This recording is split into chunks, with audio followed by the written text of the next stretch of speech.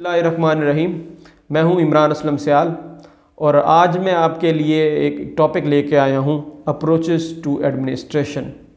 हम डिस्कस करेंगे इसमें कि एडमिनिस्ट्रेशन क्या होती है, इसकी अप्रोचेस क्या होती हैं। और आज का टॉपिक जो है ख़ास तौर पे एजुकेशन के स्टूडेंट्स, एमफिल एजुकेशन के स्टूडेंट्स और साथ साथ बीएड और एमएड के जो स्टूडेंट्स हैं उनके लिए बहुत फ़ायदेमंद होगा। अप्रोचेस टू एडमिनिस्ट्रेशन में सबसे पहले हम डिस्कस करेंगे कि एडमिनिस्ट्रेशन होती क्या है। नाजरीन, एडमिनिस्ट्रेशन जो है ये एक मिनिस्टिक एक लैटिन वर्ड है, उससे निकला है, जिसका मतलब है service offered to other for their welfare. मतलब कि ऐसी सर्विस किसी को दूसरों को दी जाए उनकी भलाई के लिए, इसको हम एडमिनिस्ट्रेशन कहते हैं। और इसके लिए मैं आपको सीवी गुड की एक डेफिनेशन बताता हूँ। वो सीवी गुड कहते हैं कि all those techniques and procedures in operating in educational organisation in accordance with established policies is called administration. देखें कि कोई भी इदारा जब चलाया जाता है वो अपनी उसकी कोई पॉलिसीज़ होती हैं, उसके कोई रूल्स होते हैं, रेगुलेशंस होते हैं, उनके तहत चलाया जाता है। और उन रूल्स और रेगुलेशन उस इदारे के उस आइन के तहत चलाने के लिए जो टेक्निक्स और प्रोसीजर्स इस्तेमाल किए जाते हैं उसको हम कहते हैं एडमिनिस्ट्रेशन। इसके बाद ख़ास तौर पे हम स्कूल साइड को देखते हैं। जब हम एजुकेशन का सब्जेक्ट पढ़ रहे होते हैं तो इसमें स्कूल और एडमिनिस्ट्रेशन क्या है। School administration is study of practices of managing the resources, tasks, communication and allocating the task to others. इसको हम स्कूल एडमिनिस्ट्रेशन कहते हैं। अब स्कूल एडमिनिस्ट्रेशन या एडमिनिस्ट्रेशन जो है हम पढ़ते क्यों हैं, इसके गोल्स क्या हैं, वो मैं आपको बताता हूँ। सबसे पहला गोल हमेशा यही होता है किसी भी एडमिनिस्ट्रेशन के अंदर कि फ्लो ऑफ प्रैक्टिसेस हो, फ्लो ऑफ वर्क हो, फ्लो ऑफ एक्टिविटीज़ हो, इसके लिए एडमिनिस्ट्रेशन की जाती है। एडमिनिस्ट्रेशन का एक मकसद ये भी होता है कि स्कूल के अंदर जो है लर्निंग फ्रेंडली इन्वायरमेंट दिया जाए। इसके अलावा जिसका जो काम है, जिस काम के लिए हायर किया गया है, या जिसकी जो एबिलिटीज़ हैं उसके मुताबिक उसको काम दिया जाए।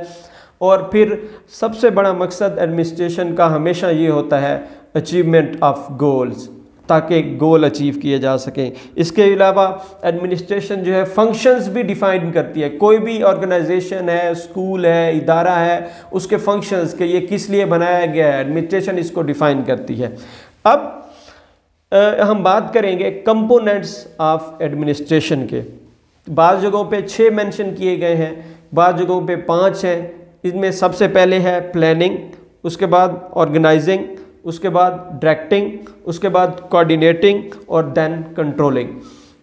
ये स्टूडेंट्स के लिए मैं ख़ास तौर पे बताऊंगा कि एजुकेशन के अंदर और ख़ास तौर पर एडमिनिस्ट्रेशन के अंदर जब हम इसको पढ़ते हैं कंपोनेंट्स ऑफ एडमिनिस्ट्रेशन को, तो जो आम ज़िंदगी में हम चीज़ों के मीनिंग ले रहे होते हैं, मतलब प्लानिंग के अदर उसके, तो ये उसमें नहीं होते। अब जैसे प्लानिंग जो है, प्लानिंग वर्किंग और ड्राइंग एन आउटलाइन, स्टार्ट से एंड तक की आउटलाइन बनाना, उसको प्लानिंग हम कहते हैं। कि हम प्लान कर रहे हैं कि क्या क्या होगा, और ये ब्रॉडर लेवल पे होती है, ब्रॉडर आउटलाइन होती है from beginning to end. Organising क्या है? ऑर्गेनाइजिंग है जी हायरिंग द पर्सनस, के इदारे को क्या कौन से बंदे ज़रूरत हैं उनको, मटेरियल, प्रोसीजर्स, आइडियाज़, इन सब को, और फिर ये सब इकट्ठा होकर एक होल बनाते हैं।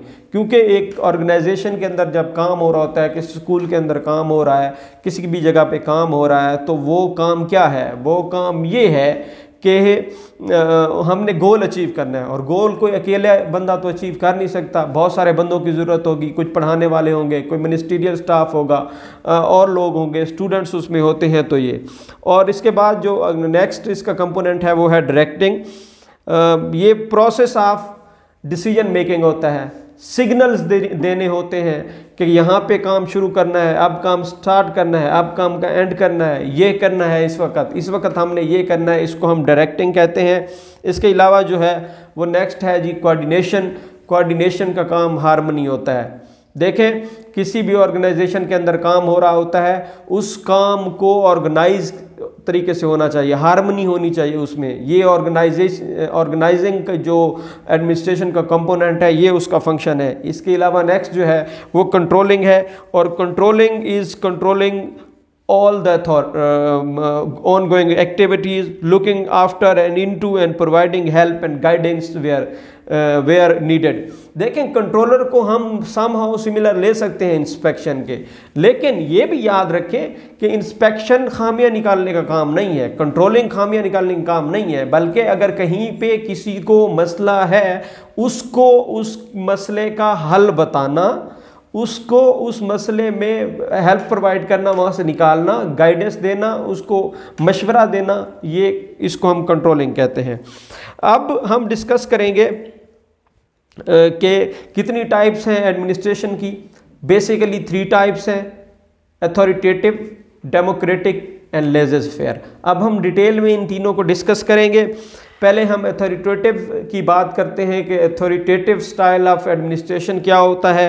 It is equal to dictatorship, मतलब कि जो बॉस है वो राइट है, वो जो कहता है वो कानून है, वो जो बात करता है वही बात है, उसके अलावा कोई बात नहीं है, उसी की मानी जाएगी। रूल्स और रेगुलेशन जो हैं वो फॉलो किए जाते हैं स्ट्रिक्टली। रिजिड ओपिनियन होती है कि ये, और वर्कर्स के ऊपर वो रिजिड ओपिनियन इम्पोज कर दी जाती है, वो उसको डिनाई नहीं कर सकते, वो उससे हट नहीं सकते, वो उनको जो ऑर्डर दिया गया है वो उनको काम करना है। जो यहाँ पे सबऑर्डिनेट्स होते हैं अथॉरिटेटिव स्टाइल ऑफ एडमिनिस्ट्रेशन में, वो ज़रा डरे डरे होते हैं, मतलब वो क्रिएटिव नहीं होते, तो इस तरह होता है। इसके अलावा फीलिंग्स और सेंटीमेंट्स का कोई ख्याल नहीं रखा जाता, मतलब कि अथॉरिटेटिव स्टाइल के अंदर एक बंदा फ़र्ज करें कि कहे जी आज मेरी तबीयत ठीक नहीं है, मैं बीमार हूँ, मैं काम नहीं कर सकता, तो no, he will have to do his assignment और वर्क, जो उसे दिया गया है वो उसे करना पड़ेगा। और इसके अंदर सबसे ज़्यादा जो है वो फोकस जो है वो कंट्रोल पे होता है। इसमें आपको नज़र आएगा कि कंट्रोल बड़ा होगा और डिसिप्लिन होगा और पावर जो है वन प्लेस पे होगी। और सबसे बड़ा इसमें ये भी एक चीज़ होती है एडमिनिस्ट्रेटिव अप्रोच के अंदर कि उसमें कोई कंसल्टेशन, कोई मशवरा, कोई इस तरह की चीज़ें जो है नहीं की जाती हैं। अब हम इसके एडवांटेजेस के बारे में बात करते हैं। देखें अथॉरिटेटिव स्टाइल के एडवांटेजेस क्या हैं। एडवांटेजेस इसमें ऑर्डर है, डिसिप्लिन है, रूल्स हैं और रेगुलेशन है, उन पे मुकम्मल अमल होगा। इसके अलावा completion of work without delay. Authoritative style के अंदर आपका बॉस ने आज आपको जो काम असाइन किया है वो आज ही आपसे लेगा, चाहे आपको जितना भी टाइम लग जाए। तो उसमें यह नहीं देखा जाएगा कि छुट्टी का टाइम हो गया तो आप जा सकते हैं, नो, आपको काम करके जाना पड़ेगा। इसमें ये होता है एक और एडवांटेज, इसको अब एडवांटेज के तौर पे हम लेते हैं कि वर्किंग रिलेशनशिप होता है और रिज़ल्ट ओरिएंटेड होता है। रिज़ल्ट की बात की जाती है, हमेशा रिज़ल्ट चाहिए होता है। इसके डिसएडवांटेजेस क्या हैं कि डिस्करेज होती है फ्री थॉट और क्रिएटिविटी, क्योंकि वर्कर्स के साथ कंसल्टेशन ही नहीं की जाती, तो वो फ्री थॉट जो है ना वो डिस्करेज होती है और इस पे अमल नहीं होता है। इसके अलावा जी नो ह्यूमन ईगो और एस्टीम और इंसानी रिस्पेक्ट और इन चीज़ों का कोई इसके अंदर ख्याल नहीं किया जा सकता, काम की बात होती है। और इसके अंदर नो इनोवेशन होती है, कोई नए तजर्बात नहीं होते। जब नए तजर्बात नहीं होते तो नई बातें नहीं आती, नई चीज़ें सामने नहीं आती हैं, ये भी इसका डिसएडवांटेज है। अब हम अगली अप्रोच की तरफ चलते हैं, वो है डेमोक्रेटिक अप्रोच। ये बिल्कुल अपोजिट है अथॉरिटेटिव अप्रोच के, और इसके अंदर जो है सबसे बड़ी चीज़ आपको पता है कि डेमोक्रेटिक अप्रोच क्या होती है। उसमें शेयरिंग होती है, कोऑपरेशन होती है, सिंपथी होती है, फ्लेक्सिबिलिटी होती है, रिस्पेक्ट होती है, एक दूसरे को इम्पोर्टेंस दी जाती है, एक दूसरे के जो जज्बात हैं, एहसासात हैं, ख्यालात हैं, उनका ख्याल किया जाता है। फ्रीडम ऑफ एक्सपीरियंस होता है, आप नया एक्सपीरियंस कर सकते हैं, इनोवेशन कर सकते हैं, नई बात, नया तरीका ला सकते हैं इसके अंदर। और जो सबसे बड़ी इसकी खूबी है उसके लिए क्या होता है कि तमाम पार्टिसिपेंट्स जो हैं वो शामिल होते हैं डिसीजन मेकिंग के अंदर। अब हम अगर इसके एडवांटेजेस की बात करें तो इसमें यह है कि एडवांटेजेस के लिए कि अचीवमेंट ऑफ गोल के लिए तमाम लोग रिस्पॉन्सिबल हैं। जब कलेक्टिवली एक मशवरे के साथ एक जगह उस पर काम कर रहे हैं तो तमाम लोगों पे रिस्पॉन्सिबिलिटी होगी कि अगर गोल अचीव नहीं हो रहे तो कलेक्टिव डिसीजन मेकिंग होती है और अल्टरनेटिव थॉट भी मौजूद होती है। जब सबकी राय दी जाती है तो फिर बेस्ट राय जो बेस्ट थॉट होती है उसको चूज़ किया जाता है। इसके अलावा मोटिवेशन बढ़ती है डेमोक्रेटिक, उसमें बॉस जो है वो रिजिड नहीं होता, वो आपको मोटिवेट करता है, उसमें मोटिवेशन आपको मिलती है और इससे जो है वो चीज़ें ज़्यादा अच्छी होती हैं। अब इसके भी कुछ डिसएडवांटेजेस हैं। डिसएडवांटेजेस क्या है? टू मच फ्रीडम होती है इसके अंदर, तो लोग अपनी, जब कहीं लोगों को फ्रीडम दी जाए तो फिर लोग जो हैं वो इसको भी, लिमिट्स को भी क्रॉस करना शुरू कर देते हैं। अब डिफरेंस ऑफ ओपिनियन भी यहाँ पे होता है, क्योंकि देखें अथॉरिटेटिव के अंदर एक ही बंदे की चल रही थी ओपिनियन, यहाँ पे अब मुख्तलिफ लोगों की है, तो अब हर बंदा अपनी जो ओपिनियन है उसको फिर प्रेफर करना शुरू कर देता है कि मेरी ओपिनियन ही सबसे बेस्ट ओपिनियन है। वो ये कहने जब लग जाता है तो फिर मामला जो है ना वो ख़राब होना शुरू हो जाते हैं और फिर लोगों के दरमियान डिफरेंसेस भी पैदा हो जाते हैं। सेल्फिशनेस आती है आइडियाज़ के हवाले से, क्योंकि अगर मैं एक आइडिया देता हूं तो मैं समझता हूं कि मेरा आइडिया परफेक्ट है, एक और साथ बैठा हुआ बंदा वो देता है तो वो कहता है कि मेरा आइडिया जो है वो परफेक्ट है। और इसके अंदर नेगेटिव क्रिटिसिज्म भी होता है, मतलब क्योंकि आपको एक्सप्रेशन की इजाज़त है इसलिए बाज़ का नेगेटिव क्रिटिसिज्म भी किया जाता है। अब हम बढ़ते हैं तीसरी और आखिरी अप्रोच की तरफ। आखिरी अप्रोच जो है वो है लेज़र फेयर। लेज़र फेयर क्या होता है?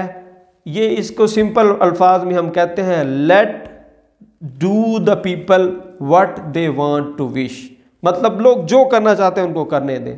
लेज़र फेयर में जो आपका बॉस होता है, जो एडमिनिस्ट्रेशन होती है, वो डी अटैच हो जाती है चीज़ से, वो चीज़ों में इंटरेस्ट नहीं लेती। एडमिनिस्ट्रेशन जो है उनके लिए कोई मानी नहीं रखती, वो चुप करके आएंगे और बैठ के चले जाएंगे और लैक ऑफ इंटरेस्ट होगा। सेंस ऑफ रिस्पॉन्सिबिलिटी इसके अंदर नहीं होती। लिमिटलेस फ्रीडम होती है वर्कर्स के लिए, आएँ जब जाएं, जब काम करें ना करें उनकी मर्ज़ी है, कोई रूल फॉलो नहीं किया जा सकते। और जो है वो जो लीडरशिप होती है वो जो है मतलब अपनी उसकी कोई मर्जी नहीं होती, कोई मर्जी, वो कहते हैं काम करते रहे। अब इसके भी कुछ एडवांटेजेस हैं। दो एडवांटेजेस मैं आपको गिनवा देता हूं कि ये उस जगह के लिए बहुत अच्छा तरीका है जहां पे सारे हाईली प्रोफेशनल, रिस्पॉन्सिबल, एक्सपर्ट और एक्सपीरियंस्ड लोग काम कर रहे हैं। क्योंकि वो काम कर रहे हैं, अगर हाईली प्रोफेशनल्स हैं, आप उनके काम में इंटरफेयर बार बार करेंगे तो वो डिस्टर्ब होंगे। अगर वो हैं तो ये फिर अच्छा तरीकाकार है। इसके अलावा हाँ, और एक और जगह भी कि जहाँ पे आपकी बिजनेस पार्टनरशिप है, वहाँ भी लेज़र फेयर स्टाइल अच्छा है कि आप जो है वो उसमें एक दूसरे की उसमें इन्वॉल्व नहीं करेंगे। इसके डिसएडवांटेज क्या है कि जहाँ भी लेज़र फेयर होगा वहाँ पे डिसऑर्डर होगा, एनार्की होगी, लैक ऑफ डिसिप्लिन होगा और क्वालिटी भी आपको वहाँ पे नहीं मिलेगी। डिक्लाइन ऑफ नॉर्म्स होगा, स्टैंडर्ड नहीं होगा और प्रोफेशनलिज्म भी आपको नहीं मिलेगा। और जो मेंबर्स हैं वो गाइडलाइंस को भी फॉलो नहीं करेंगे। नाज़रीन और स्टूडेंट्स, ख़ास तौर पे अब मैंने आपको 3 एडमिनिस्ट्रेशन के स्टाइल्स और वो बता दिए हैं।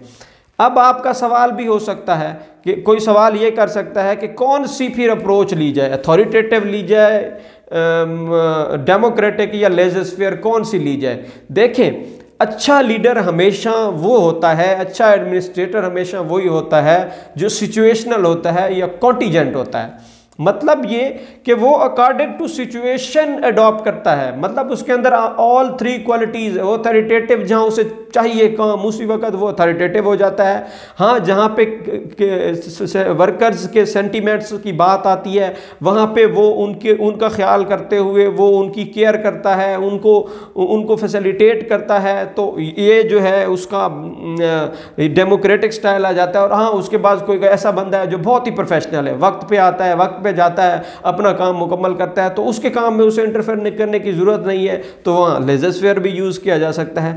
तो एक एडमिनिस्ट्रेटर को मतलब ऑलराउंडर होना चाहिए, या उसको हम सिचुएशनल कहते हैं कि वो हर सिचुएशन के मुताबिक अकॉर्डिंग टू सिचुएशन जो है वो ये सारे काम करता है। उम्मीद है आपको ये टॉपिक बिल्कुल समझ आ गया होगा। कमेंट्स के अंदर फीडबैक ज़रूर दीजिएगा और मेरा यूट्यूब चैनल सब्सक्राइब करना ना भूलें। तब तक नेक्स्ट प्रोग्राम तब के लिए अल्लाह हाफिज़।